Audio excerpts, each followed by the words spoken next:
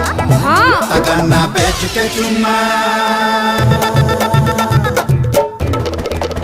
हो गन्ना बेच के चुम्मा ले हम बैसाख में देबू चाहे 1 लाख में चाहे